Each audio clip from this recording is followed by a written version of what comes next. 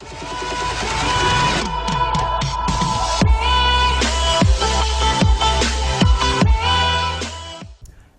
स्वागत आप सभी का हमारे यूट्यूब चैनल संस्कृत सरस्वती पर।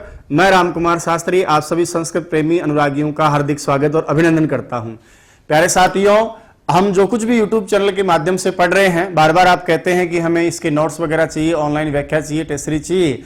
तो अब हम सबको जो भी सामग्री हम पढ़ रहे हैं उसकी ऑनलाइन टेस्ट सीरीज की व्याख्यात्मक वीडियो, साथ ही पीडीएफ नोट्स, ई नोट्स और ई बुक, प्रिंटेड नोट्स, ये सारी सामग्री यदि आप चाहते हैं तो आप Sanskrit Saraswati app mobile play store पर जाकर डाउनलोड करें, इंस्टॉल करें और पढ़ें। विस्तार पूर्वक से जो सामग्री आप यहां पढ़ रहे हैं उसकी सारी की सारी प्रिंटेड, ई बुक, ई नोट्स और ऑनलाइन टेस्ट सीरीज। आज का वीडियो हम देखते हैं। वीडियो के अंत में आप मुझे जरूर बताइएगा आज का वीडियो कैसा लगा। कमेंट्स बॉक्स में आप कमेंट्स करके जो लिखते हैं उससे मुझे और ऊर्जा मिलेगी और बेहतर हम आगे सीखते रहेंगे। बहुत बहुत धन्यवाद। चलिए क्लास प्रारंभ करते हैं। शुक्लां ब्रह्म विचारि सारि परिमां आद्यां जगद्व्यापिनीं वीणा पुस्तकधारिणीं अभयदां जाड्यान्धकारापहां हस्ते स्फाटिकमालिकां विदधतीं पद्मासने संस्थितां वन्दे तां परमेश्वरीं भगवतीं बुद्धिप्रदां शारदां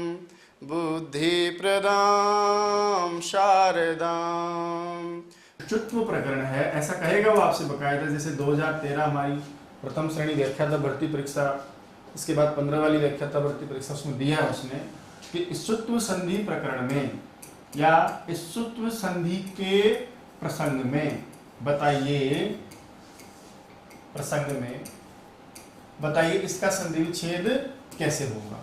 अब जब आप इष्टुत्व संधि का प्रसंग दे करके या देख करके वहां संधि विच्छेद करेंगे तो फिर आपको थोड़ी सी सावधानी बरतनी। क्या करनी है, दर्द को ध्यान से। इष्टुत्व संधि में बताइए क्या करते हैं हम। मैंने आपसे कहा कि इष्टुत्व संधि में आपको च बनाना हो। क्या बनाना है आपको? च। तो फिर बताओ च किसकी जगह बनता है भाई? त की जगह। तो निश्चित रूप से यदि आपने च बनाया है तब तो संधि विच्छेद करते समय फिर आपको क्या रखना है? त रखना है। चाहे वो सत सद का मामला हो, चाहे उद और उद का मामला हो। और यदि मान लीजिए आपने ऐसा नहीं बनाया, आपने क्या बनाया है? ज बनाया है। तो बताइए इष्टुत्व संधि में द ज किसके स्थान पर बनता है? द के स्थान पर। तो यदि संयुक्त संधि पद में च बना रहे हो तो वहां विच्छेद करते समय आराम से त रख लीजिए, और यदि संधि पद में आपने ज बनाया है तो फिर आराम से विच्छेद में आप द रख लीजिए। कैसे रख लीजिए वो भी समझ लीजिए। जैसे उदाहरण के लिए मान लीजिए मैंने आपसे कहा कि बताइए उच्चारण शब्द का इष्टुत्व संधि के प्रकरण में, उच्चारण शब्द का इष्टुत्व संधि के प्रकरण में संधि विच्छेद क्या होगा। तो मुझे दोस्तों ये इतना तो पता है कि मैंने यहाँ क्या बनाया है? च। और इष्टुत्व संधि में बताओ च किसके स्थान पर बनता है? त के स्थान पर। तो फिर मेरा संधि विच्छेद हो जाएगा इस प्रकरण के अनुसार उत प्लस चारणम। याद रखना इस बात को। और उसी तरह से मान लीजिए मुझे परीक्षा में बनाना है क्या, जैसे सज्जन का संधि विच्छेद ही पूछ लिया कि बताइए सज्जना जो शब्द है उसका इष्टुत्व संधि के प्रसंग में संधि विच्छेद बताओ। क्या बनाया आपने? ज। और वो ज बताओ कौन से स्थान पर आता है? द के स्थान पर। तो फिर आपका संधि विच्छेद क्या हो जाएगा? सद प्लस जना हो जाएगा। यदि मेरी बात समझ रहे बिल्कुल आसान शब्दों में कि भैया नॉर्मल संधि विच्छेद पूछ ले, दोनों में दिक्कत आ रही हो कि यहाँ क्या करें, तो सद और सद में तो आप सत मान लो, उद और उत में आप उद मान लो, क्योंकि उद ही उपसर्ग होता है। हमने सूत्र पढ़ा उदस्सोपसर्गे। पाणिनि स्वयं अपनी अष्टाध्यायी प्रसंग में सूत्र के द्वारा ये संकेत देना चाहते हैं कि उद ही उपसर्ग होता है, उसका संधि कार्य में फिर उच्च या उज वगैरह रूप दिखाई देता है। दूसरी बात, किसी भी शब्द के अंत में, क्योंकि सत्वी एक शब्द है, वहां वावसानी सूत्र से पहले चर तो कार्य होता है, तो चर तो नहीं होता है ना, तब द दिखाई देता है, नहीं तो फिर आपको तय दिखाई देता है। तो प्राथमिकता तय वाले को दी जाती है। तो सत और सद में से तो आप नॉर्मल परीक्षा में पूछे कि जैसे अभी मैंने आपको समझाया ना कि बताइए सामान्य संधि विच्छेद पूछे तो देखो मैंने क्या माना? सत प्लस जन। यहाँ उद और उत में संधि विच्छेद नॉर्मल पूछे तो आप इसको मानेंगे उद उपसर्ग को, लेकिन कंडीशन दे दे कि इष्टुत्व संधि में बताओ, तो ये तो नॉर्मल सी बात है, इसका ही तो पूछ रहा है ना आपसे।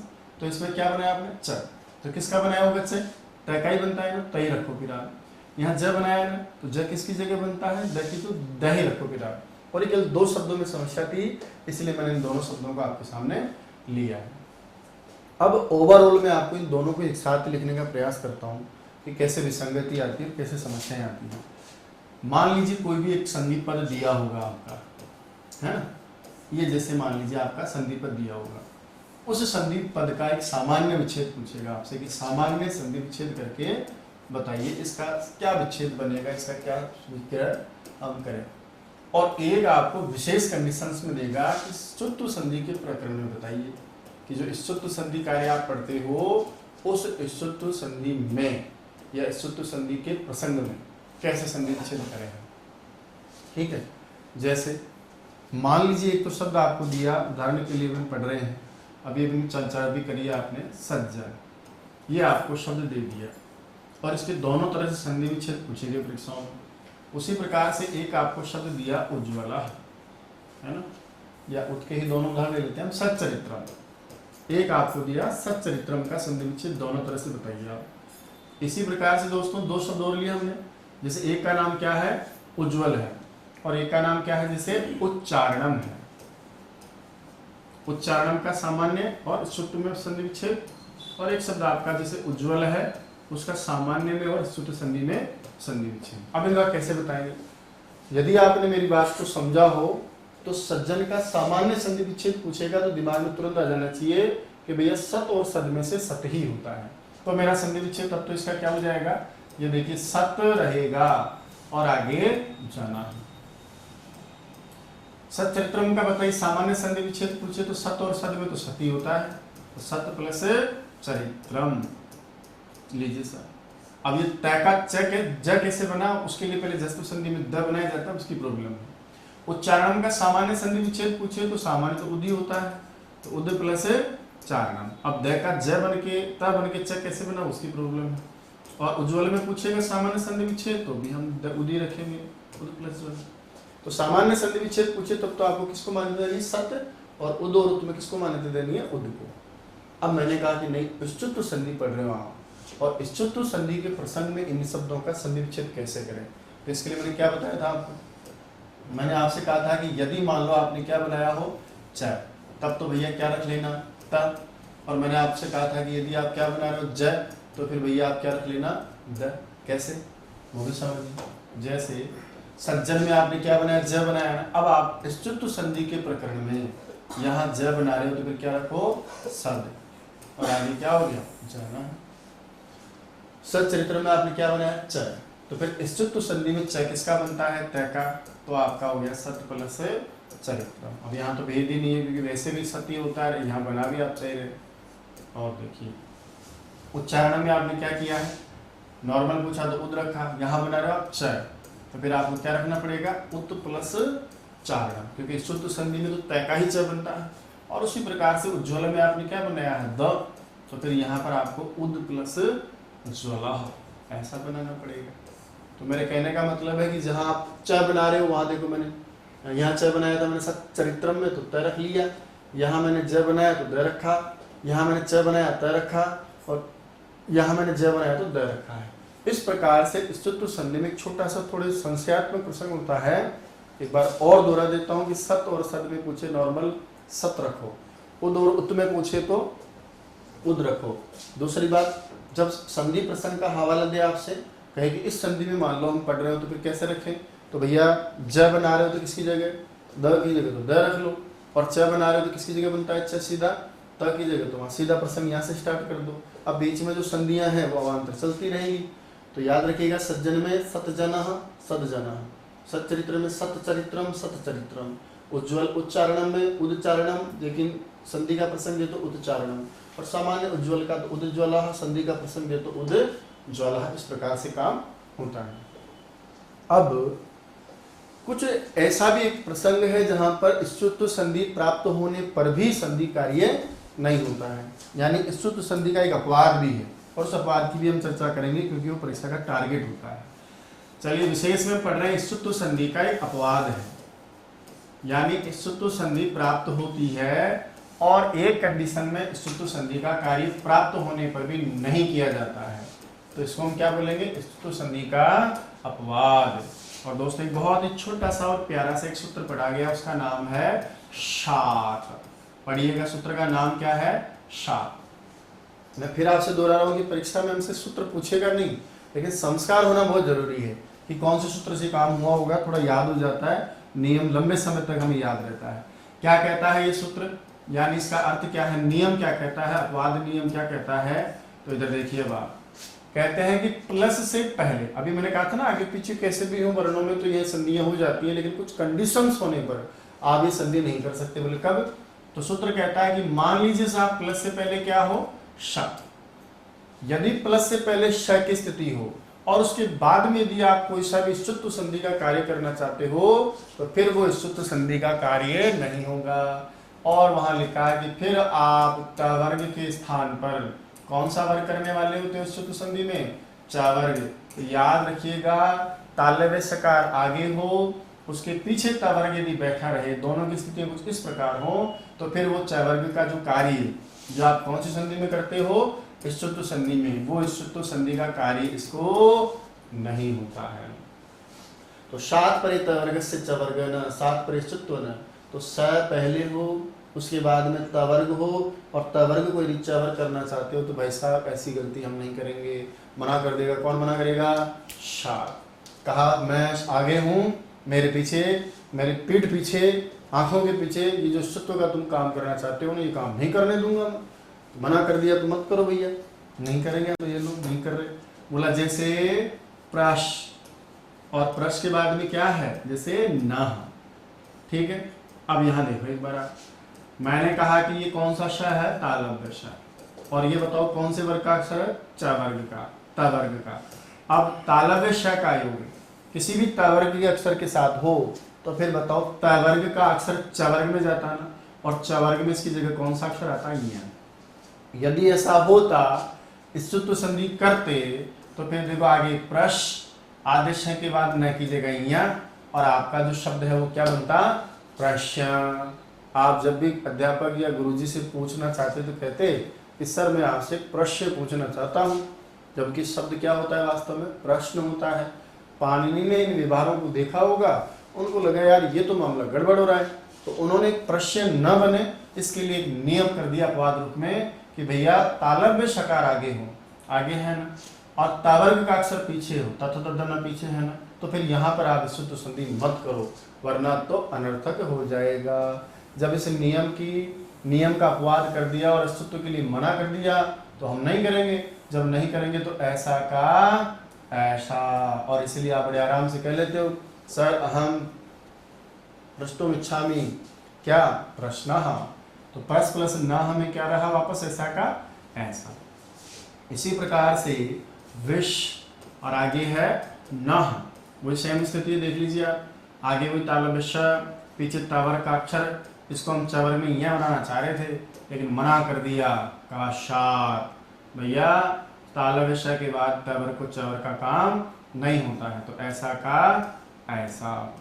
इसी प्रकार से एक संधि का नियम या संधि पढ़ेंगे आप भविष्य में आगे, जस प्लस त्वम, जस प्लस त्वम। यहाँ पर भी देख लो, तालव्य सकार का योग किसके साथ हुआ? तवर्ग के, और तवर्ग के स्थान पर कौन सा वर्ग हो जाता? चवर्ग। और पता आपको शब्द क्या बन जाता? जस आगे रहता, तवर्ग की जगह चवर्ग बुलाते तो तथा च आ जाता, और आपकी संधि क्या हो जाती? च्वम। अब क्या पढ़ते बच्चों? अब हम पढ़ेंगे झस्वम संधि। कितना गंदा लग रहा है, पाणिनि को भी गंदा लगा होगा। उन्होंने आपकी भावनाओं को समझा कि बेचारे पहले ही बड़ी समस्या से स्तुत्व झस तो पढ़ते हैं, ऊपर से ये और हो जाएगा तो कतई मामला गड़बड़ हो जाएगा। आपकी भावनाओं का ख्याल रखते हुए पाणिनि ने सारी बातें देखी और कह दिया कि भैया तालव्य शकार के बाद तवर का कोई अक्षर हो तो चवर्ग मत बनाओ उसको, ऐसा का ऐसा। अब देखो थोड़ा सा अच्छा लग रहा है ना, अपने जैसा लग रहा है कि हाँ यार ये तो हमने देखा है, पाणिनि ने भी ऐसा ही देखा था इसलिए नियम बना दिया उन्होंने। और देखो जस प्लस तिप, या सीधा लिखते हैं शा प्लस तिप।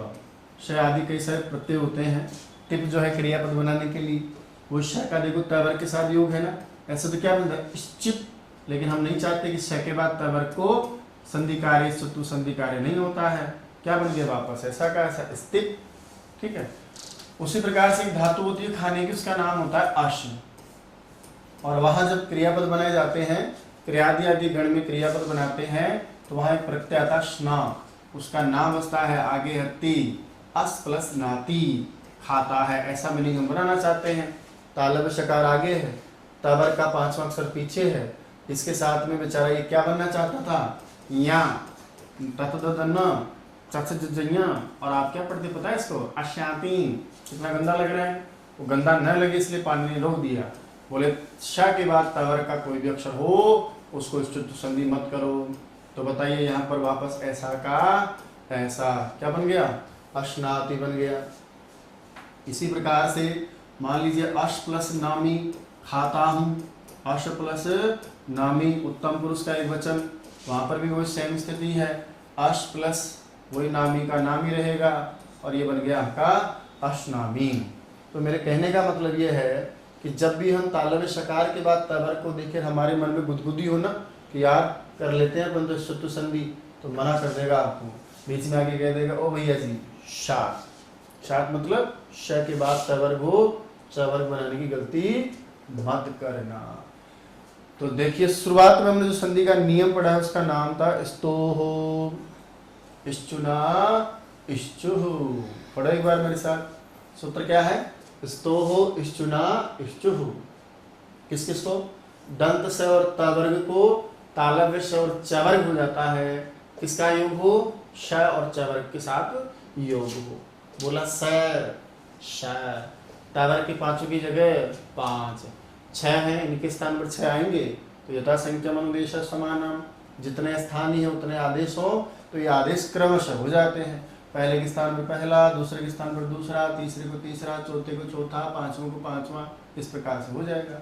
ठीक है, जैसे उदाहरण के लिए हमने पढ़े हैं, परीक्षा में पूछ ले कि इसका अपवाद बताओ, अपवाद भी बहुत प्यारा है, शाप नहीं करने देगा ना, विष्णु प्रश्न ही बनता है, विषय प्रश्न नहीं बनता। चलिए लिखिए साहब, ऊपर हेडिंग डालो योग संधियां। सबसे पहले हम हेल्थ संधि में कौन पढ़ रहा है, योग संधियां। 2 भाइयों के नाम लिए थे मैंने, इष्टत्व और इष्टत्व। योग संधियां सबसे पहले कौन सी है, अर्थ मैंने लिखा ही दिया आपको कि योग संधि का मतलब क्या होता है, अक्षर आगे हो या पीछे हो संधि हो जाती है। लिखिए इष्टत्व संधि, इष्टत्व संधि। सूत्र आप बिना कहे लिख लिया करें ब्रैकेट में, स्तोहो, इश्चुना, इश्चुहु, स्तोहो, इश्चुना, इश्चुहु, स्तोहो, इश्चुना, इश्चुहु। ये निर्देश भी आप कर लिया करें। ये क्या बनाने वाले हो आप, इश्चु बनाने वाले हो, ठीक है। और इशु का मतलब तालब श बनाने वाले और चू बनाने वाले, चू का मतलब चवर्ग बनाने वाले। लिखे आप इसको, श चू चवर्ग।